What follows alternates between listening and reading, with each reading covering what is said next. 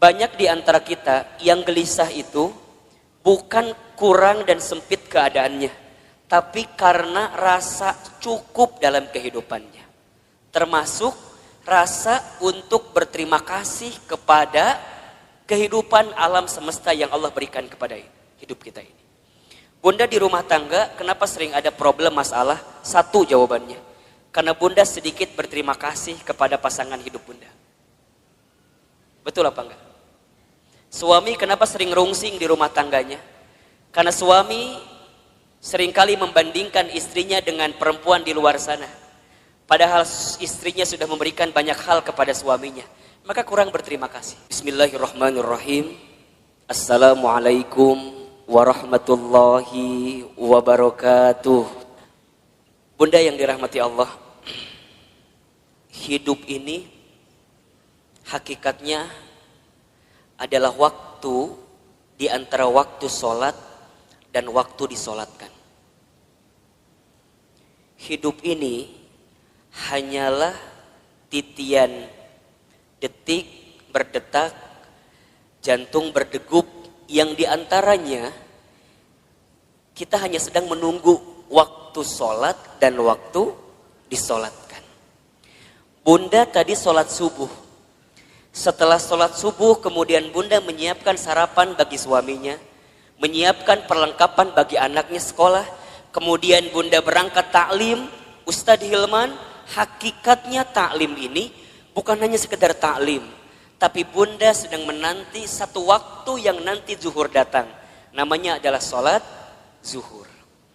Nanti setelah sholat zuhur bunda beraktivitas kembali, atau barangkali ada yang tidur siang, ada yang istirahat. Hakikatnya hanya menunggu datangnya waktu sholat asar. Dari asar begitu sore sampai maghrib. Dari maghrib kemudian ke isya. Isya kemudian bunda istirahat, tidur sepanjang malam.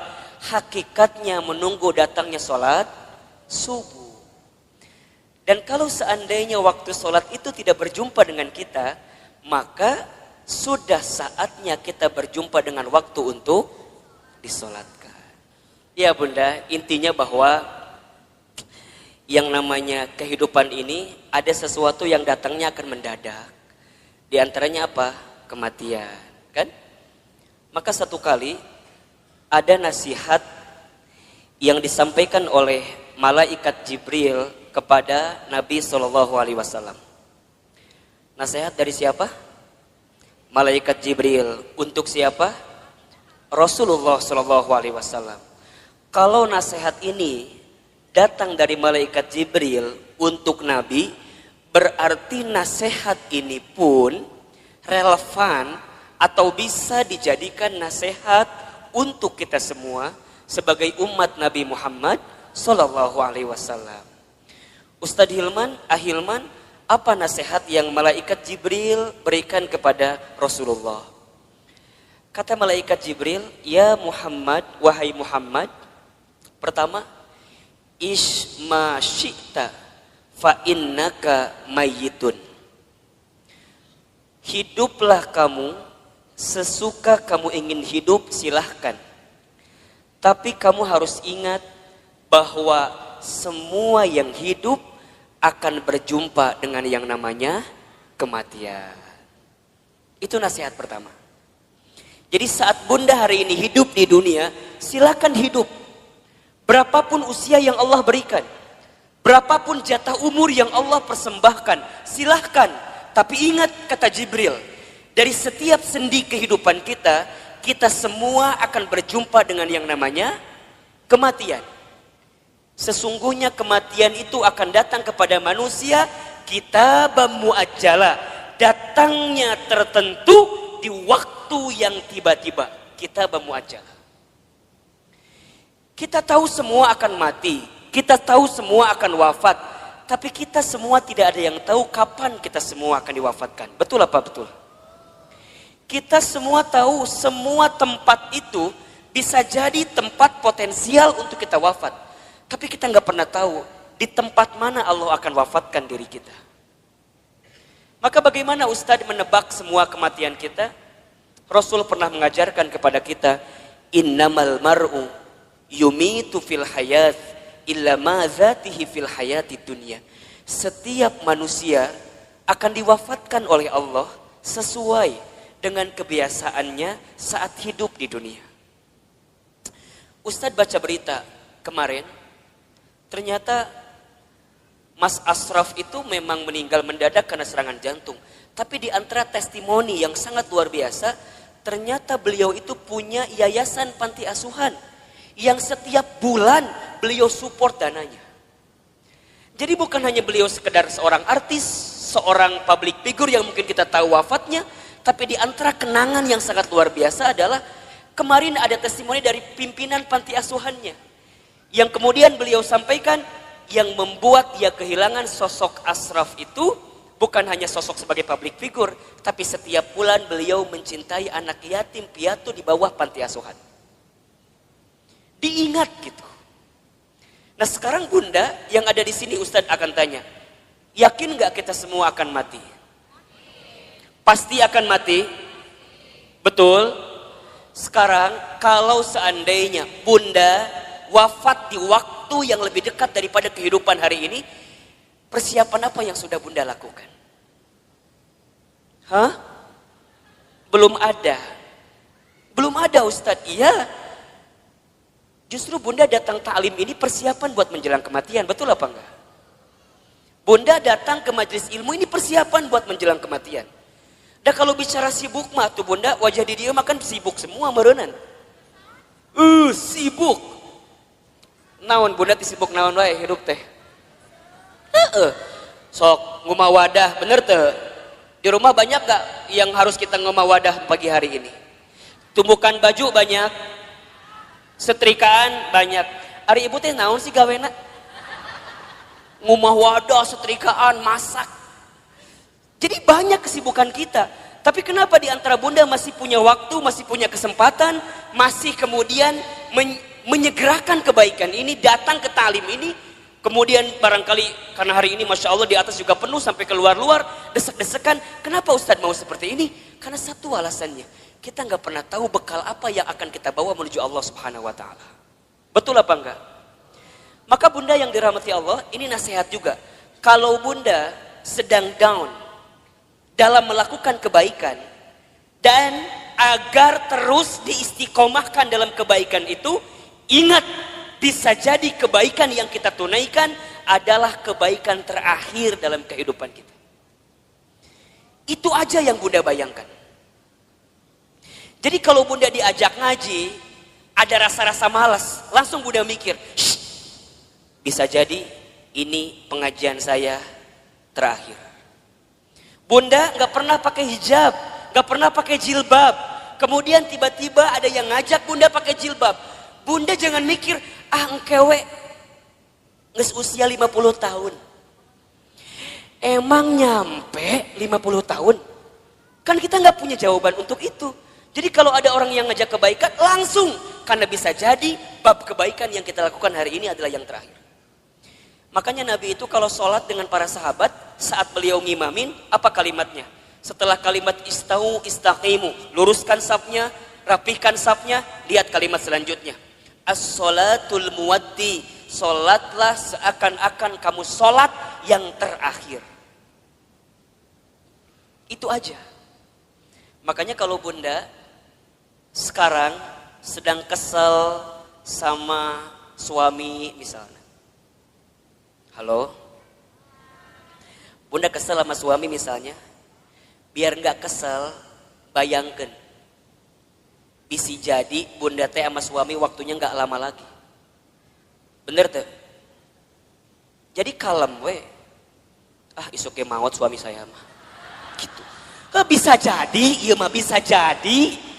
Kan cek Ustadz bisa jadi. Jadi kalau Bunda kesel, kehul pisan, ulah kumahanya, iya masa tahun kesel di dia disimpan. Ustadz, aku mah sama suami aku tinggal kehul. Dari kapan? Dari awal nikah juga udah kehul. Nah tuh nikah, teuing Ustadz. Udah Bunda, kalau yang sudah bertahun-tahun nih kesel luar biasa, catat baik-baik. Kita itu akan benar-benar merasa kehilangan orang yang kita cintai bukan saat dia masih ada, justru saat dia sudah tidak ada. Catat status di Facebook. Kita akan merasa kehilangan seseorang dalam hidup kita bukan saat dia masih ada, tapi saat dia sudah tidak ada bersama dengan kita. Yang kedua, apa nasihatnya Ustadz? Kata Jibril, wa ahbib man syi'ta fa innaka mufarriquh. Ya Muhammad, wahai Muhammad, cintailah siapapun, apapun yang kamu cintai, tapi ingat, kamu akan berpisah dengan siapa atau apa yang kamu cintai itu. Bisa jadi kamu yang berpisah dengan dirinya, atau orang yang kamu cintai berpisah duluan dengan kamu yang mencintainya. Ada saatnya berjumpa dan pasti ada saatnya berpisah.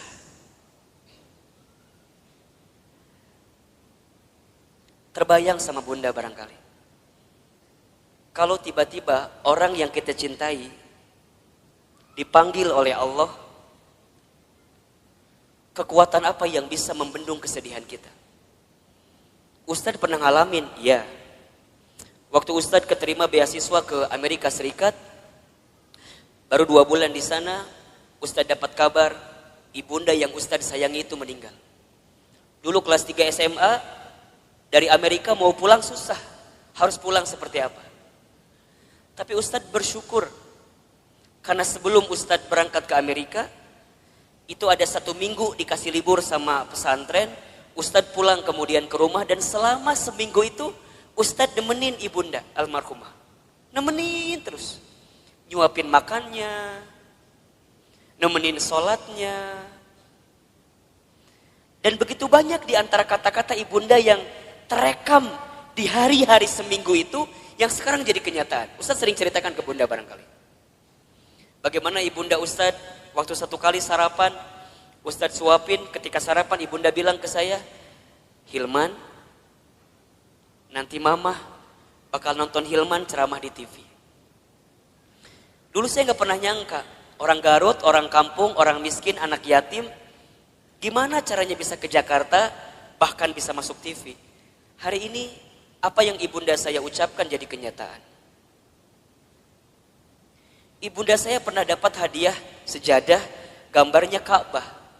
Kemudian ibunda saya tidak pernah lepas baca talbiyah setelah selesai sholat. Kemudian saya tanya kepada ibunda saya, Mama kenapa baca talbiyah terus setelah selesai sholat?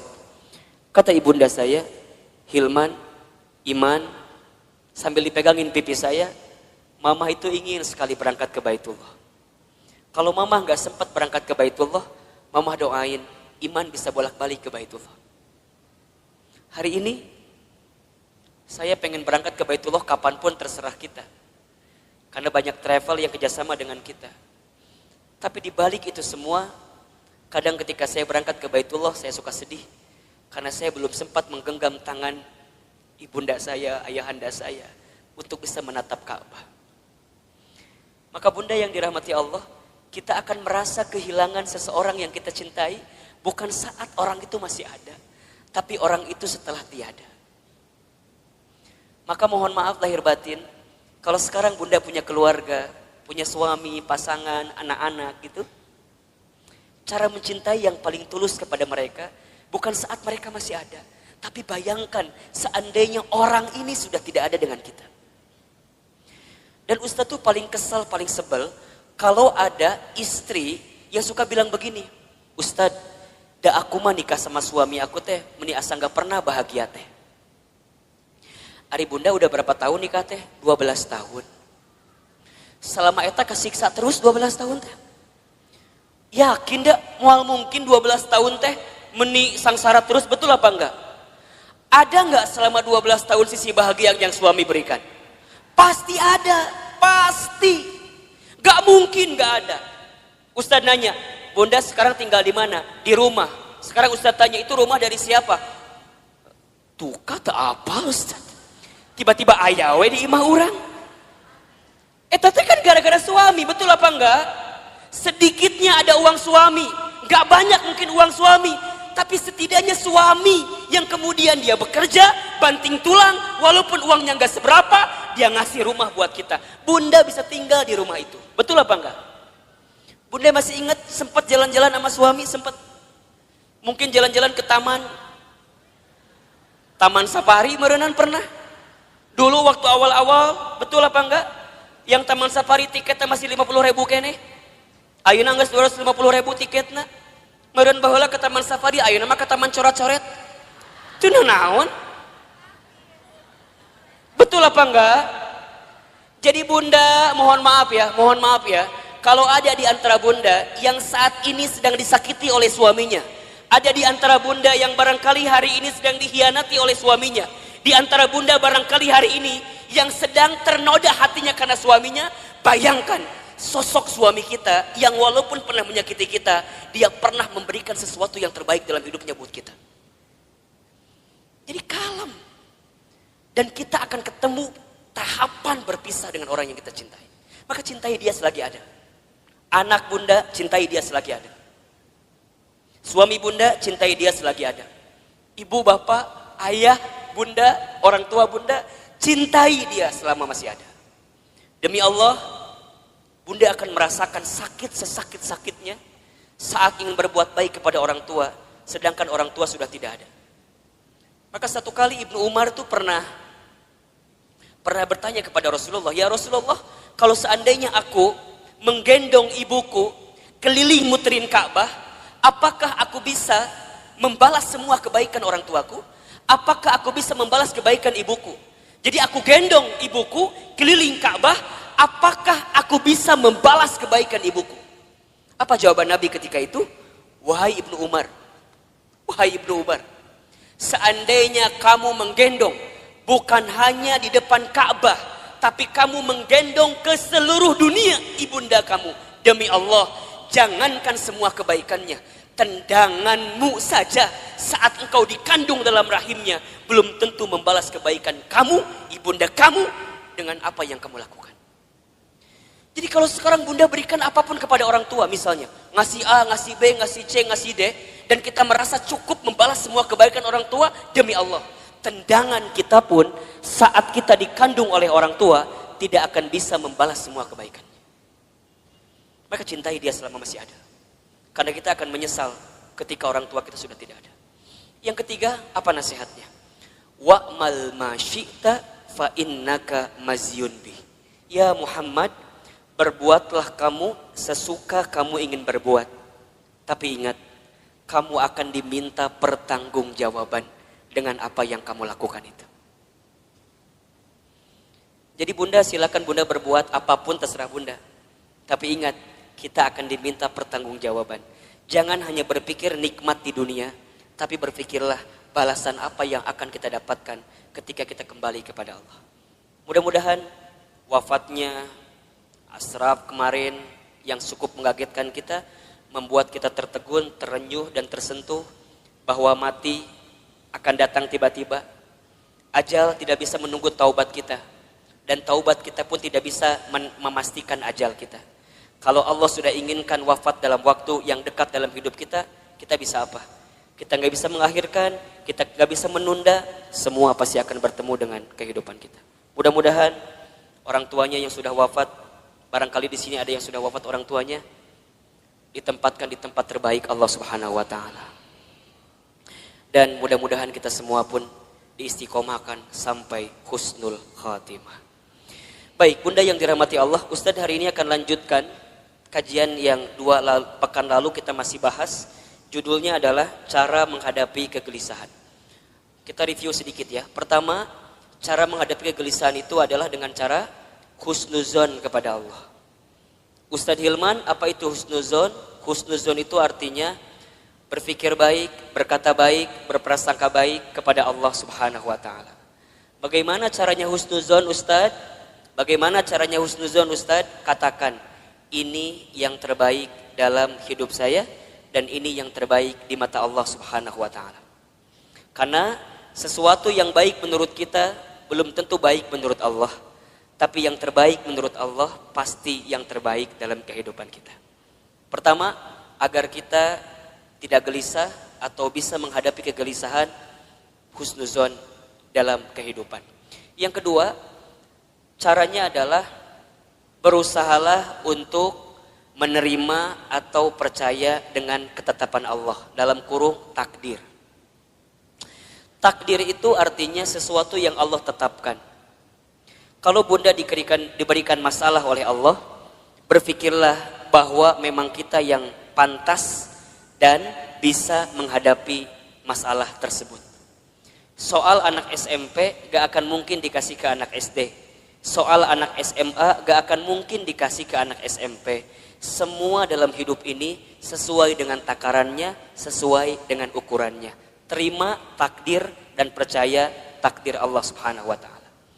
Yang ketiga, caranya adalah berusaha bersyukur dalam keadaan apapun.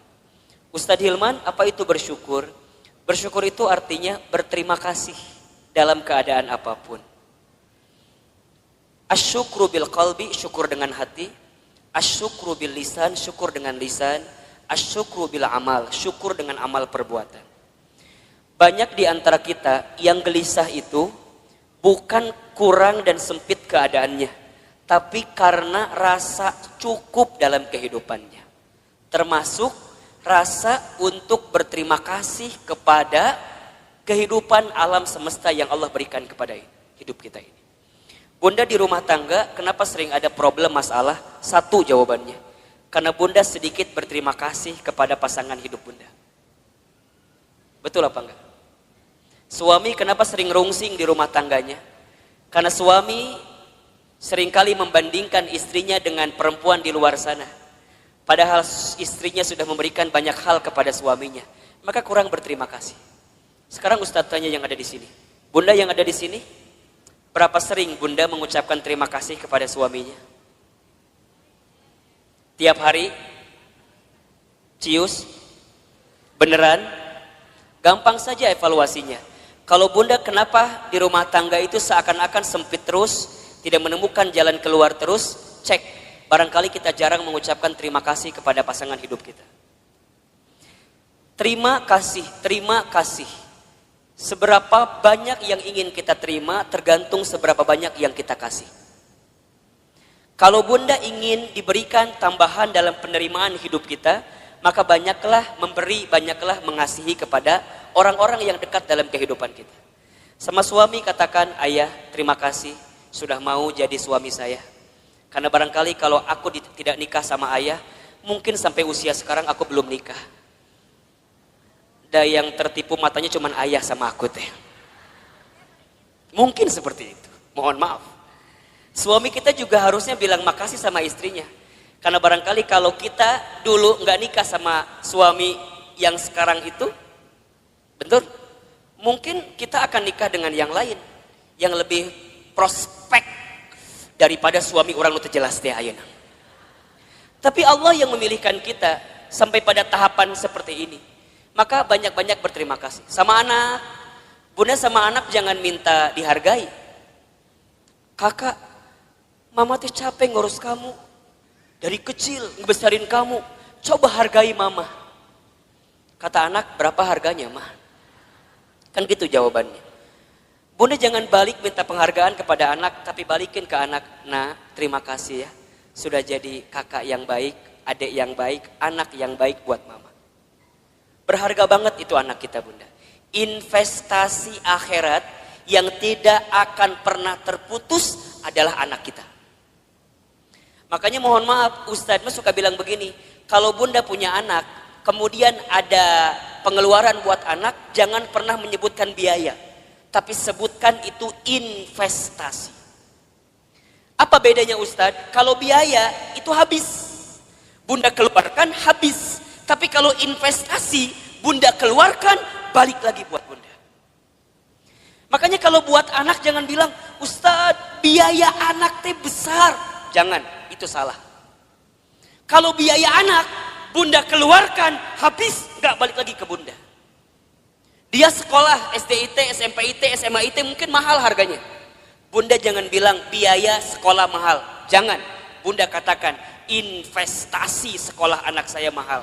Ingat, setiap yang mahal kita keluarkan, pasti returnnya pun akan tinggi. Betul apa enggak? Kan ada rumusnya dalam bisnis. Betul apa enggak? High risk, high return. Besar resikonya, besar penerimaannya. Berat keluarnya, maka akan tinggi juga keuntungan yang kita dapatkan. Pertanyaan Ustadz, sudah seberapa besar investasi yang Bunda berikan untuk anak Bunda? Sehingga saat Bunda tiada, anak Bunda jadi investasi terbaik yang akan memberikan kebaikan dalam kehidupan Bunda. Kalau Bunda masih hitung-hitungan dengan anak, mohon maaf. Kalau Bunda masih hitung-hitungan dengan anak, mohon maaf. Karena pada bab selanjutnya, Allah pun akan hitung-hitungan dengan apa yang diberikan ke dalam kehidupan kita. Catat baik-baik ya. Catat baik-baik ya.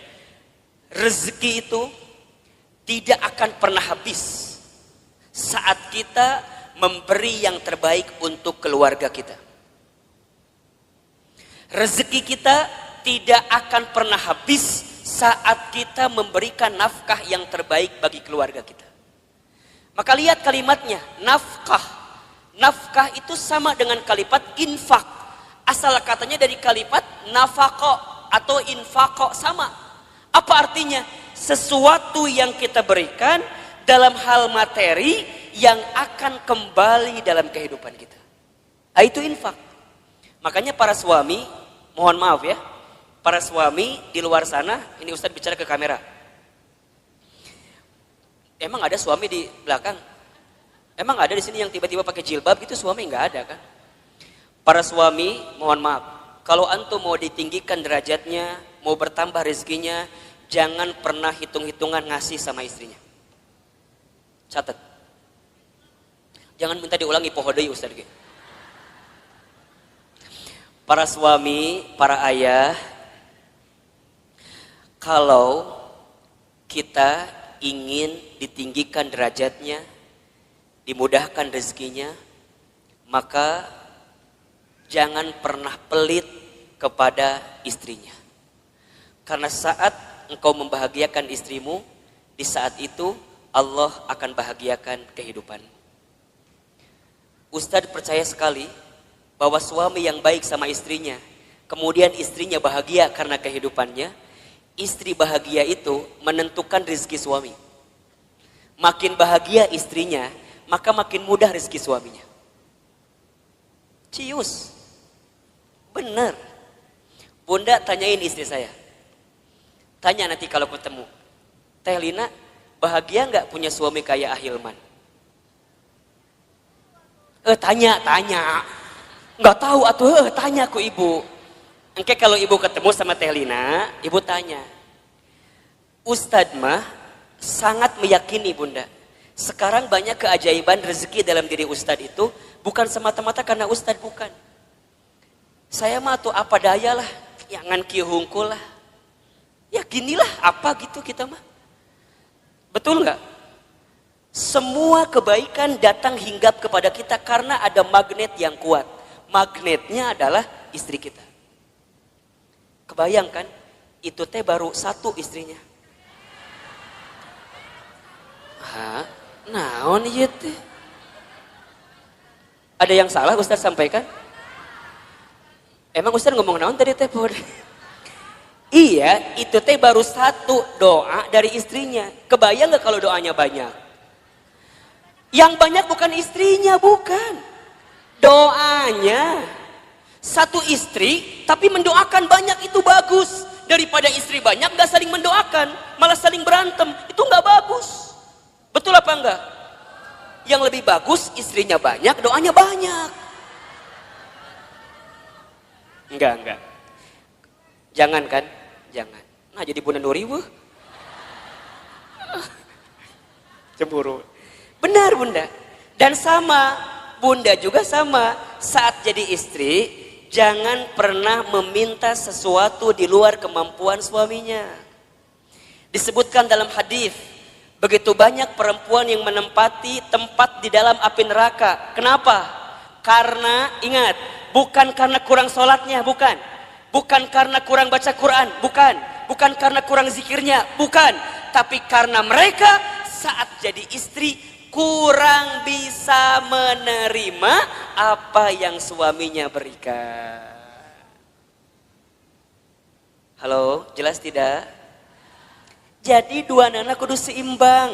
Suami jangan pelit, istri jangan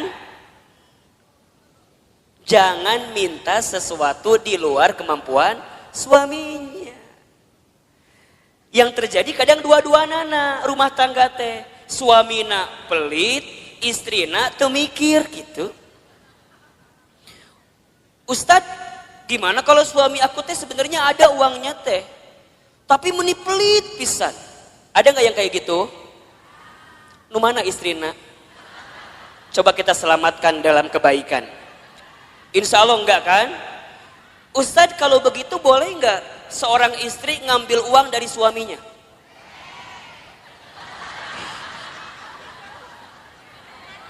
Bahaya loh ini loh.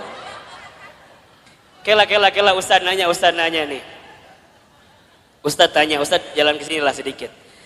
Biar kelihatan mau difoto katanya.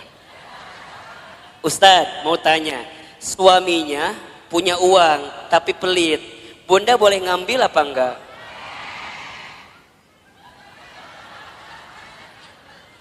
Kata siapa itu teh? Bunda catat ya, kalau suaminya pelit, kemudian dia nggak pernah ngasih kepada kita padahal uangnya ada, maka bunda boleh mengambilnya dengan can beres, asik langsung. Tah cek Ustad mah eta nu jadi salah teh. Ku bunda si Ustad sok dipotong materina teh. Bunda boleh mengambil dengan syarat tertentu. Ingat ya, ini bicara bab fikih.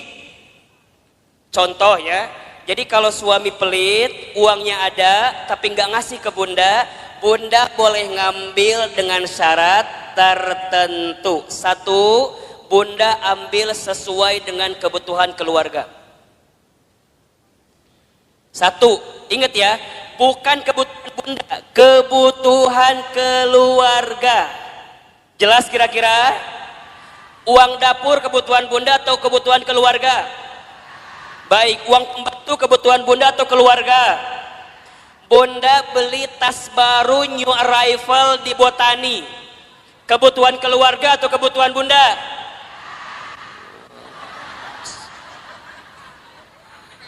Catat baik-baik. Jadi kalau bunda ngambil uang suami buat beli tas new arrival di Botani, itu bukan kebutuhan keluarga, itu kebutuhan bunda. Kalau suami nggak ngasih, jangan ngambil. Kalau bunda ngambil, hitungannya dosa mencuri. Mikir.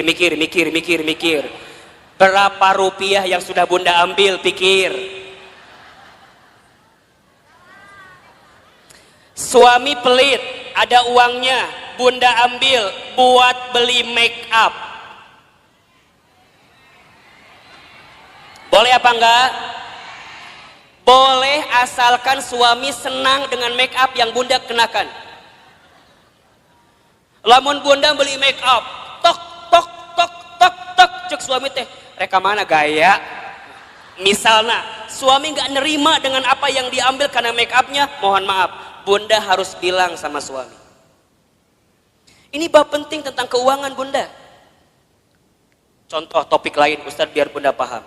Kalau bunda punya hutang, suami harus membayarkan atau tidak? Kalau suami punya hutang, bunda kudu bayarkan atau henteu? Cukup membingungkan. Suami punya hutang, bunda kudu bayarin apa enggak? Nah, bunda punya hutang, suami kudu bayarin apa enggak? Yang ketiga tadi, agar kita enggak gelisah, apa tadi? Bersyukur. Baik, yang keempat bunda, kita selesaikan hari ini bab ini ya. Yang keempat, cara menghadapi kegelisahan adalah banyak mendengarkan kata-kata yang baik. Banyak mendengarkan nasihat yang baik.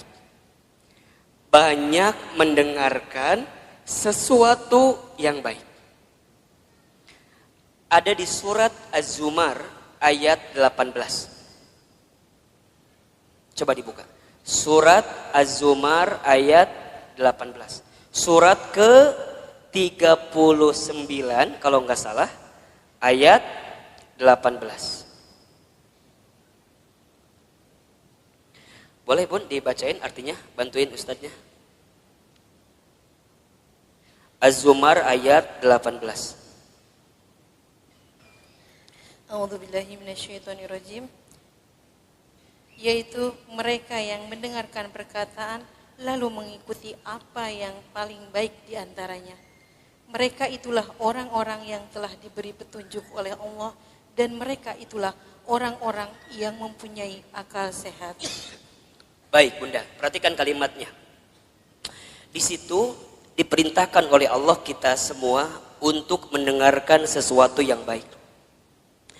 Karena apa yang sampai ke telinga kita, itulah yang akan menentukan perasaan dalam hati kita. Betul apa enggak?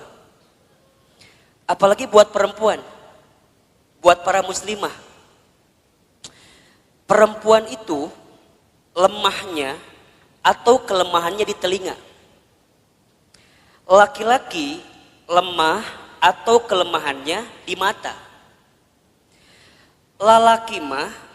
Laki-laki mah kalau ngelewat sesuatu yang lebih indah menurut pandangannya, maka dia akan menatap sesuai gerakan dari yang dilihat itu. Jadi kalau Bunda jalan jeung suami Bunda di Botani, tiba-tiba di depan Bunda teh aya nu geulis. Sep ngalewat. Suami Bunda pasti akan melihat. Set. Gitu. Biasanya pandangannya sesuai dengan arah kemana dia berjalan. Jadi kalau Bunda jalan sama suami, kemudian suaminya begitu lihat yang indah-indah, pada tahapan pertama biarkan saja, berarti wajar, normal. Tapi lamun keterlaluan, kemana panon eta eta gitu. Jadi kalau set sekali itu wajar, memang nalurinya begitu laki-laki. Tapi kalau perempuan itu lemahnya di telinga. Makanya hati-hati Bunda dengan kalimat-kalimat yang negatif yang datang dalam kehidupan kita. Itu yang bisa membuat kegelisahan dalam hidup kita.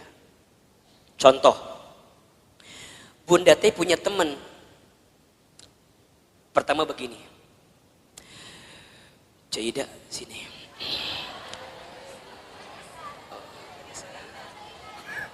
Misal namanya teh Cida, teman kita teh. Nungguin Cida pasti ya tadi teh. Misalnya Bunda teh cerita sama teman Bunda, siapa namanya? Cida dulu. Sini. Bunda teh cerita apa? Gini ceritanya. Cida, naon cekokom gitu. Misal yang cerita teh cekokomnya, ibu mau cerita ke Cida gitu. Cida, iya naon cekokom. Cekokom tuh cerita, ibu namanya cekokom ya. Naon cekokom cerita naon cek Cida teh. Cekokom teh kieu ceritana teh. Cek, saya teh lagi pusing ku naon. Anak saya teh udah kuliah, tapi kalau disuruh sholat menihara rese pisan. Ih, hese disuruh sholat teh. Padahal manehna teh apal eta teh kewajiban, tapi meuni hese. Berkali-kali kadang subuh mah ku saya teh sok disiram ku cai. Kadang sok dibuat ieu gempa susulan, da beh hudang teh gitu. Tapi meuni hese dihudangkeun teh. Kadang-kadang aku tuh suka merasa bersalah. Aku teh ngaji tapi anak aku mending susah diajak sholat teh. Cekokom cerita sama siapa? Cida. Karena Cida teh bagus, teman yang baik, maka lihat jawabannya. Cekokom, iya Cida gitu. Kamu mah syukur udah punya anak selesai kuliah. Iya tapi kan sholat melihara rese. Ce, doain aja. Doain kumaha sih? Doain. Lah kita nggak pernah tahu kan, barangkali dia teh berubah bukan sekarang, tapi bisa jadi nanti saat cekokom geus eueuh. Jadi mana yang nggak doakan orang maut ya teh? Lain, kieu cekokom maksud saya teh. Ece teh kudu husnuzon, ece teh kudu berkata-kata baik. Dan aku juga dulu gitu. Aku waktu SMA, ibu aku teh nyuruh aku sholat, aku teh rese. Tapi alhamdulillah pelan-pelan saat ibu aku sudah tiada, aku jadi taubat, aku jadi mikir sholatnya menjadi penting. Terus kudu nungguan orang mau heula gitu. Budak orang beh sholat lain. Maksudnya cekokom teh kudu sabar, kudu tenang, doakeun, ulah putus asa. Da eta ge kalau kumaha ge budak cekokom. Eta budak cekokom lain. Heuh kan baca cekokom kan eta teh. Jadi cekokom kudu sabar nerimainnya. Semua ada waktunya, semua ada prosesnya. Cekokom ulah berhenti mendoakan, cekokom ulah berhenti ngajak. Sok suruh ngaji budak teh. Seuida mah disuruh salat ge hese komo ngaji. Pelan-pelan kan ayeuna mah aya YouTube. Sok cekokom teh share ka budak cekokom kumaha eta pahala salat dan segala macamna. Insyaallah doakeun yang terbaik buat anak kita. Coba saya mau tanya, kalau bunda dengerin kalimat kayak gitu, tenang apa enggak? Tenang. Nuhun Caidah, memang you are my best friend ya. Kamu itu adalah teman yang baik buat saya. Sekarang bandingkan, kalau cekokom cerita ke Ceodah. Ceodah mah lamun ngomong teh teuing ngaliurkeun ka urang teh.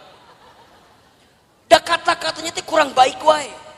Dia ceritalah sama Ceodah, Ceodah aku teh mau curhat, kenapa?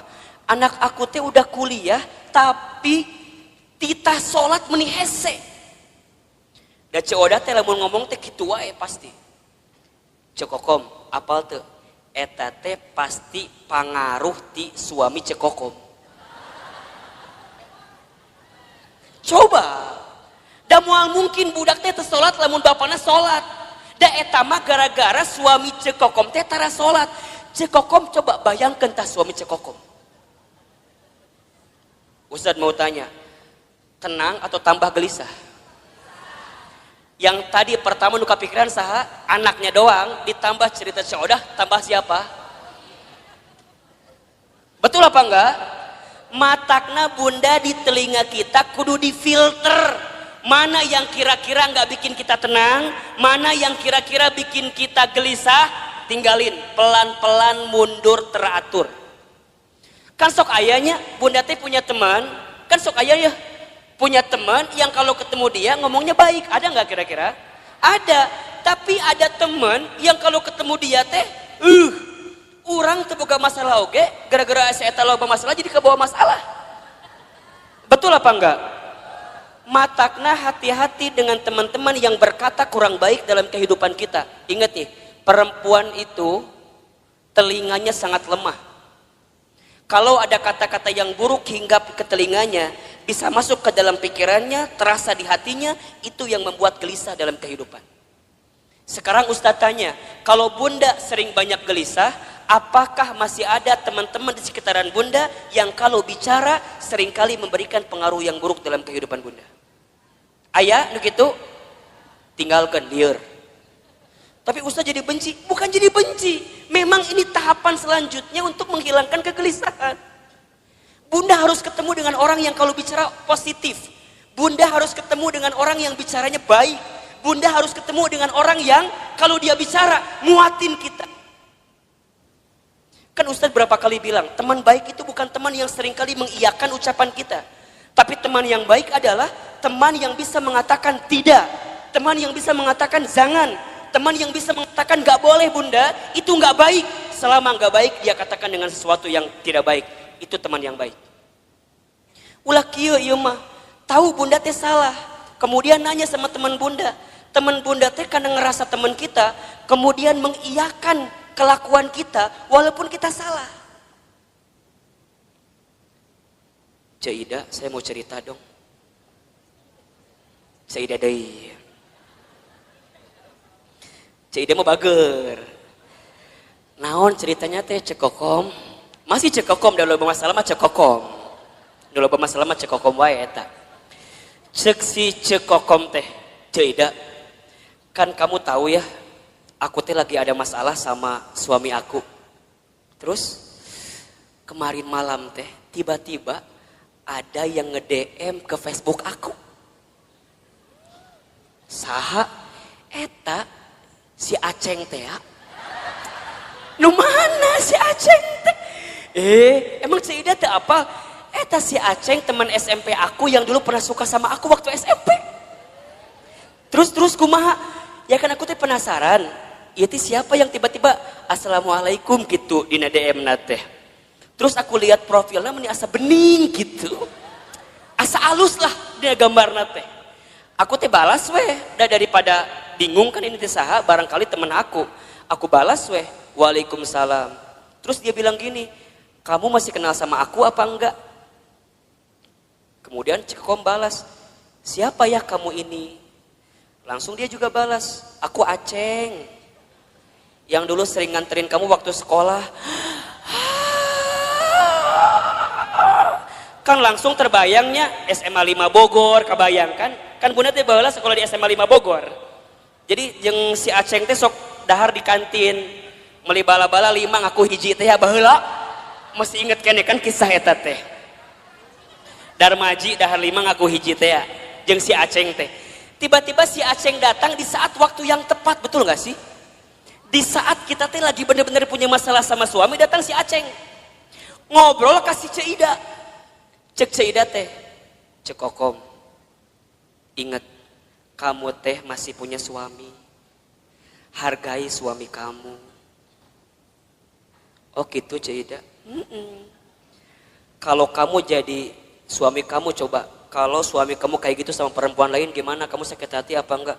Iya sih. Terus kumaha? Ulah tinggalkan. Kalau bisa mah langsung blok daripada panjang. Ya tapi kan dia datang di saat yang tepat, lagi ada masalah. Aku teh sama si Ramli, iya nu ayeuna aya teh. Misal suamina Ramli nu ayeuna aya teh. Tapi itu nggak bagus. Nah, teman yang baik mah, teman yang kayak Ceuida tadi, yang katakan nggak boleh itu nggak bagus. Ulah cerita ke si Coodah. Lamun cerita ke Coodah mah lain kalimat nate. Ustadz Hilman, kumaha kalimat teh lain, Coodah mah tuh dah. Diceritakan gitu teh, Ceudah apal tuh naon, semalam ayah laki-laki yang nge-DM saya, saha? Aceng. Aceng yang mana? Mantan aku waktu SMP. Ih, ini the best opportunity, kesempatan terbaik itu buat kamu. Kenapa emangnya? Kan kamu lagi ada masalah sama si Ramli suami kamu. Udah we atuh sama si Aceng gak masalah dah itu mah. Hati-hati. Jeung si Coodah kadang-kadang sok nanya deui gitu. Kamu lihat di mana sih si Aceng? Aku lihat di profilnya kumaha halus teh. Aku lihat dia pakai mobil, gonta-ganti mobilnya teh. Manya. Kon langsung mobil gonta-ganti. Wah! Manya. Kadang Avanza mobilnya teh, kadang R3. Hati-hati. Bisa jadi supir Grab eta teh.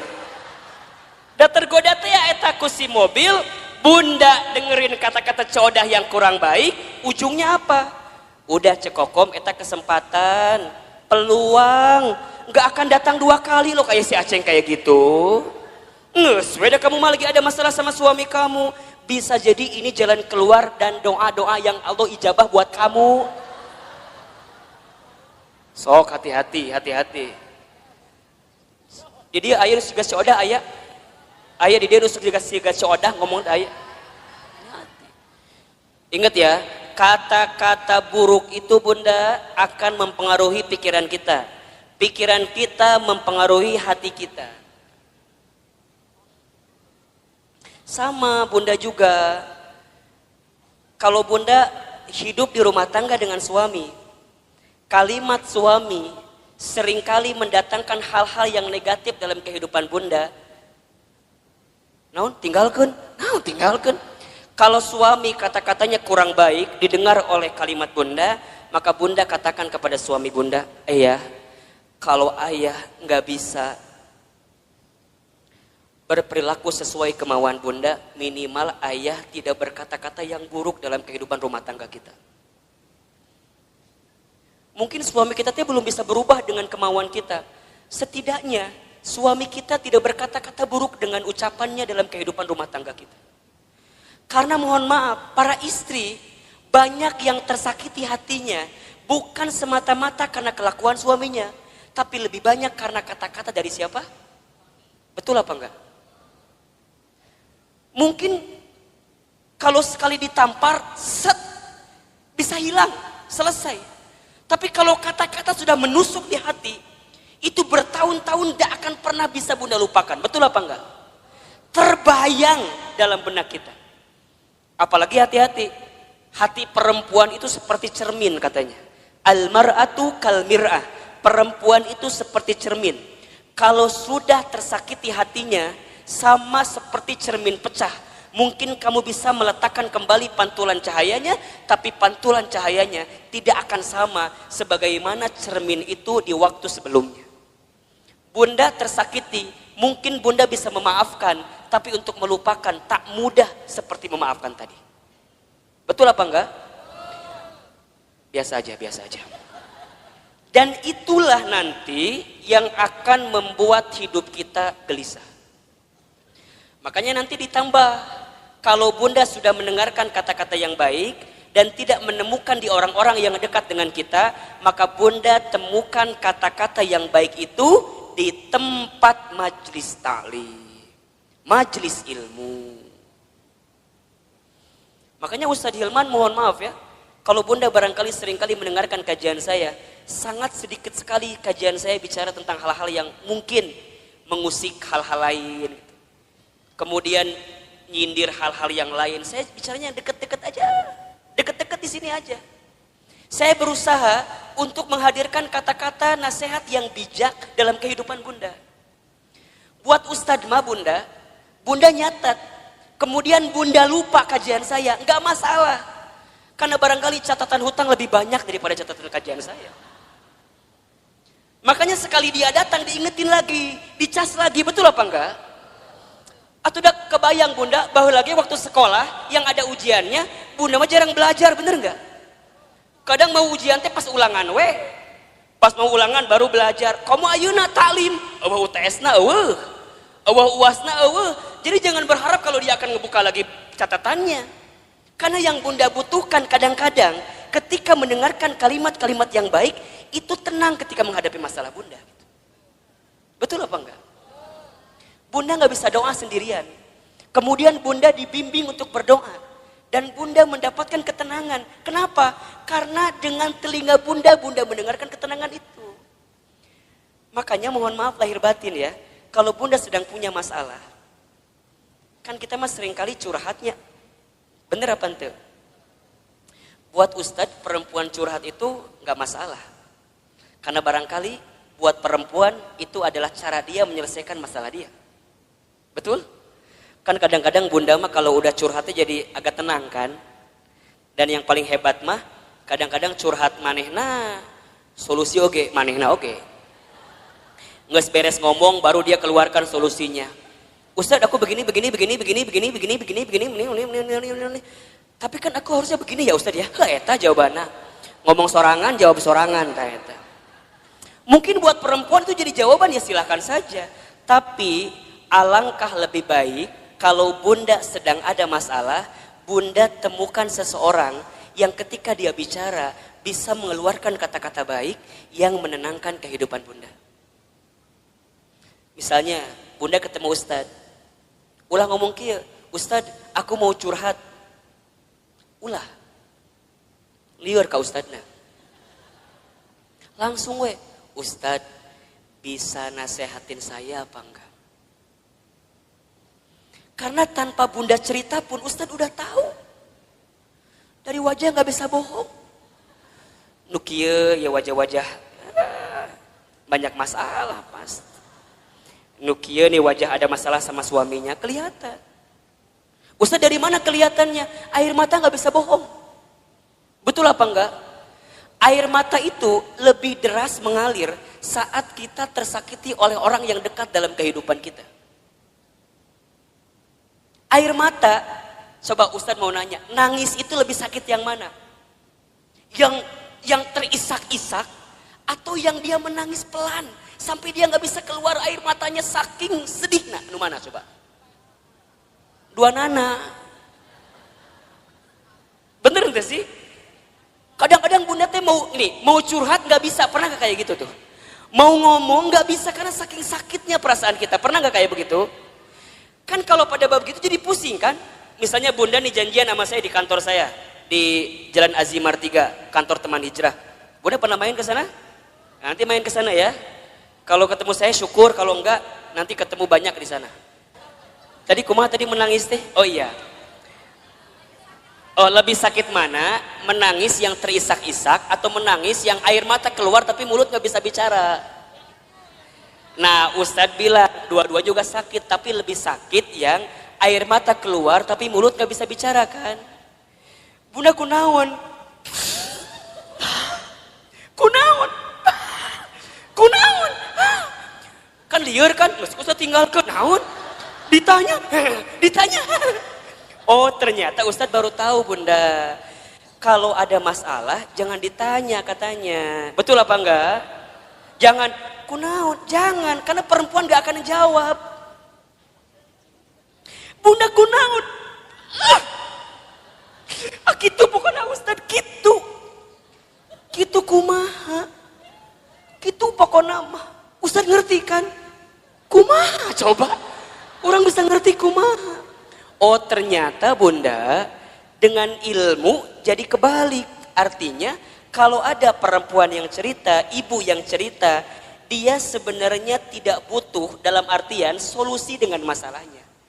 Berarti kalau dia sedang nangis, kita dengarkan aja tangisannya. Sok nangis yang banyak. Ayo yang banyak. Keluarkan tangisan itu. Ternyata Ustadz tahu menurut ilmu psikologi, neuro, otak berpikir perempuan itu luar biasa bunda.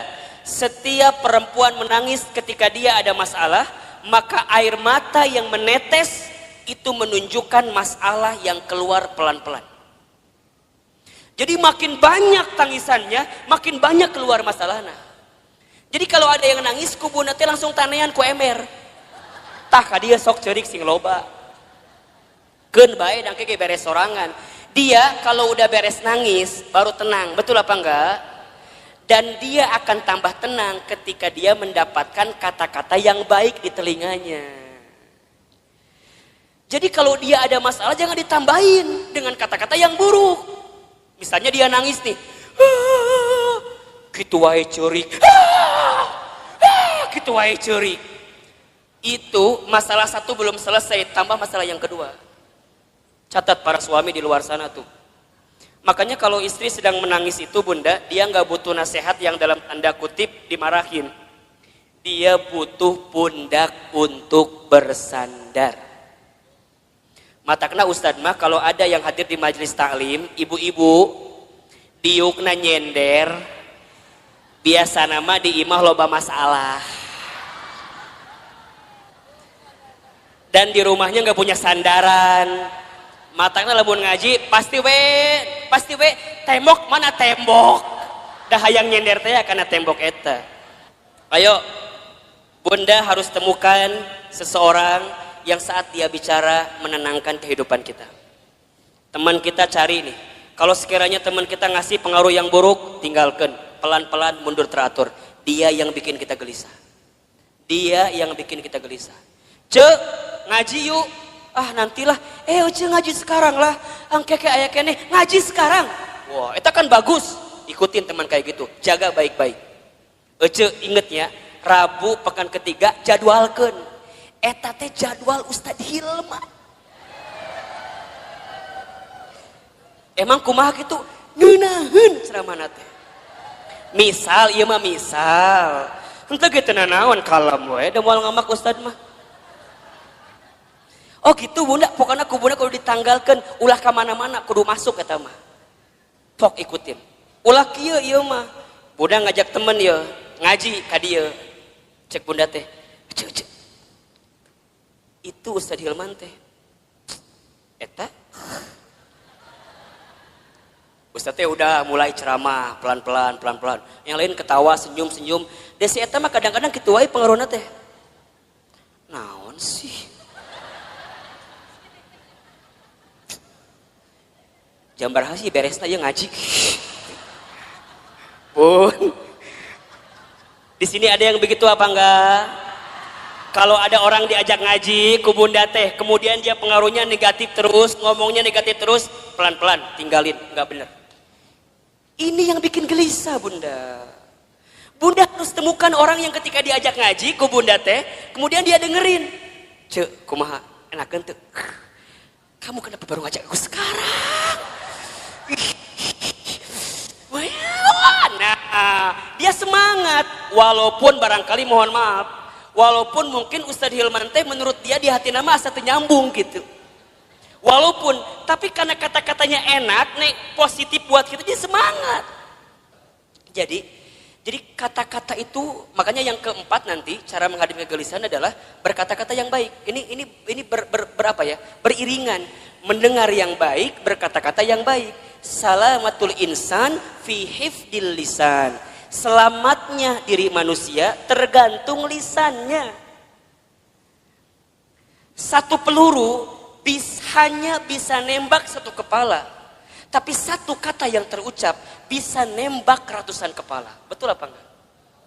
Satu peluru mungkin bisa nembak satu hati, satu jiwa, satu badan. Tapi satu kata-kata kita yang ketika kata-kata itu buruk, maka bisa menembus ratusan, ribuan, jutaan hati yang mendengarkannya. Maka lihat kalimat dalam Al-Quran, surat Al-Ahzab ayat 70-71. Jadi setelah perintah mendengarkan yang baik, maka perintah selanjutnya adalah berkata-kata yang baik. Apa ayatnya? Coba bunda baca. Al-Ahzab ayat 70-71. Nah betul. Ya baca bunda, artinya boleh. Wahai orang-orang yang beriman, bertakwalah kamu kepada Allah dan ucapkanlah perkataan yang benar. Niscaya Allah akan memperbaiki amalan-amalanmu dan mengampuni dosa-dosamu. Dan barang siapa menaati Allah dan Rasulnya, maka sesungguhnya dia menang dengan kemenangan yang agung. Allahu Akbar. Lihat kalimatnya. Ya ayyuhalladzina amanu taqullaha wa qulu qawlan syadida yuslih lakum a'malakum wa yaghfir lakum dunubakum. Kan begitu. Wahai orang-orang yang beriman, bertakwalah kamu kepada Allah dan wa qulu qawlan syadida, berkata-katalah yang baik. Bunda yang dirahmati Allah, satu kali Rasul itu kehilangan istrinya bernama Khadijah. Saat beliau kehilangan Khadijah, selama 3 hari beliau gak mau keluar rumah. Gak mau keluar rumah. Sampai ada sahabat yang lain yang sempat masuk ke dalam rumahnya. Maka sahabat lain kemudian itu bertanya, ya